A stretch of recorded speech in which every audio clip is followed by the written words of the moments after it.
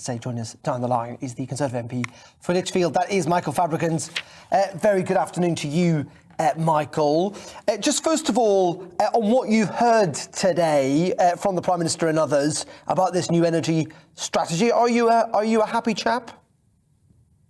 Yes, I'm certainly happier. I mean, we don't want to be in the situation that France, and in particular Germany, finds itself in, having to import expensive oil and gas from Russia and just supporting. In fact, I saw a statistic a little earlier on that the European Union is actually funding 4 times as much to Russia with their oil and gas than they're actually giving at the moment to help Ukraine. And that's a sad indictment indeed.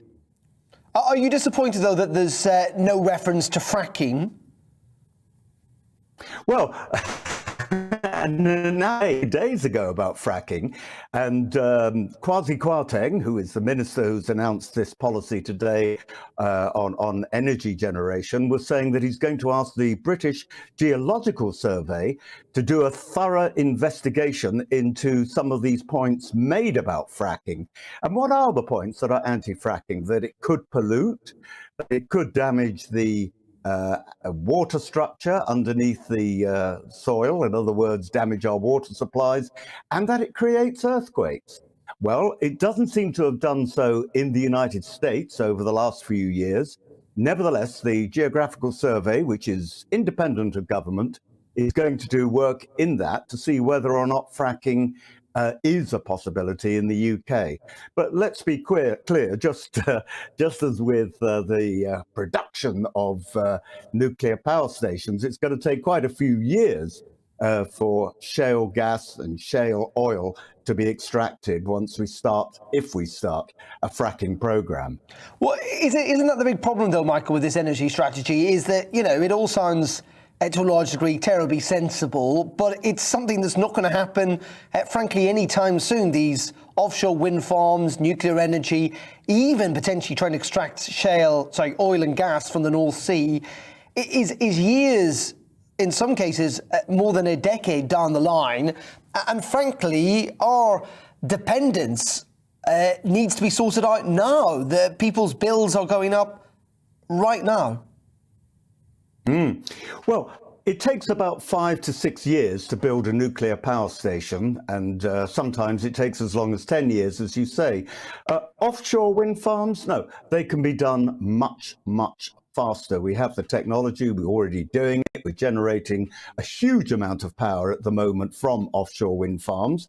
And if onshore wind farms are going to be allowed in some areas, people don't feel it's going to be damaging the environment, then, it'll be even quicker still.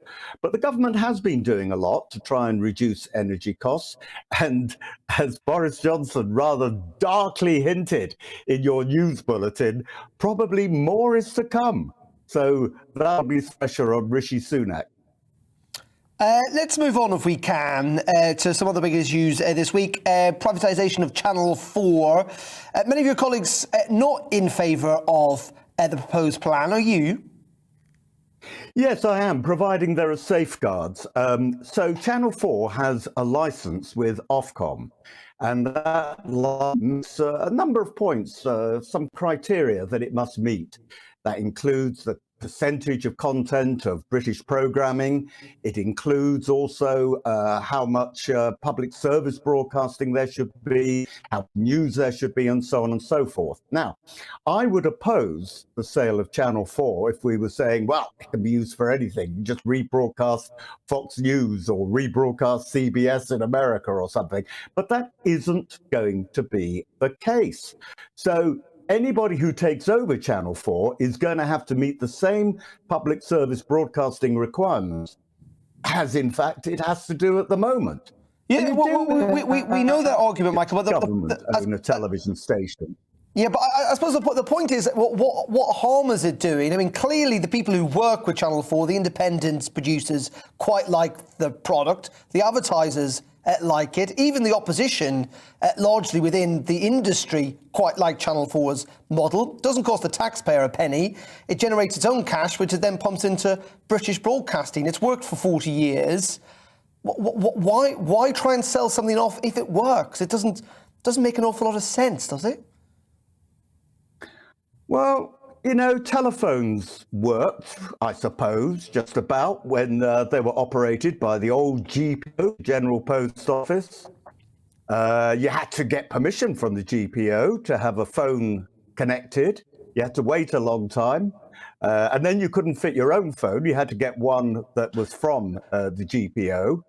We sold that off. And in fact, BT has made a better job of it than the GPO ever did. I mean, there's lots of faults with BT and lots of complaints made about BT, but believe me, there were even more made about the GPO. And it goes on like with Royal Mail. When Royal Mail was sold off, it's now a private company. They were told that they had to have an obligation to deliver anywhere in the UK and all for the same price. And they're doing that. So I suppose you could ask the question, why bother to sell it off? But, if it helps keep taxes down, I have no objection. And as I say, normally governments don't do a good job at actually owning things that ought to be privately owned in the first place. That's fine. We should make it clear that, Channel 4 doesn't cost the taxpayers any money at all. It generates. Yeah, but it'll help keep taxes down if the government makes a few £billion. That'll be a few £billion from the sale that won't go on. Well, Nadine Dorries I think it's going to go for £1 billion possibly, and Nadine Dorries saying that money will be re-pumped back into the creative industry, so it won't necessarily go back into people's pockets. We haven't got very much time, Michael. I want to ask one last question, and that is about Rishi Sunak, the Chancellor. Do you think he's too wealthy to become Prime Minister, that he's simply worth too much money, that the British people won't support someone who is essentially worth hundreds and hundreds of millions of pounds? Well, that was a question I didn't anticipate. I suppose I could throw it back to you and say, should in that case, it means that we've got to have a poverty-stricken Prime Minister?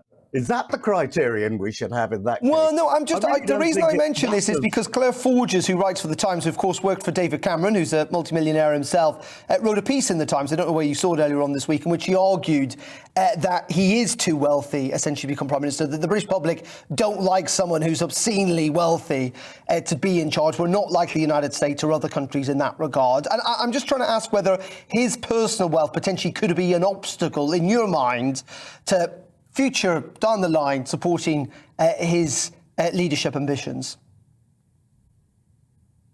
Well, first of all, we don't have a vacancy. I know politicians always say that, but I'm going to be a politician for a change and actually say we don't have a vacancy.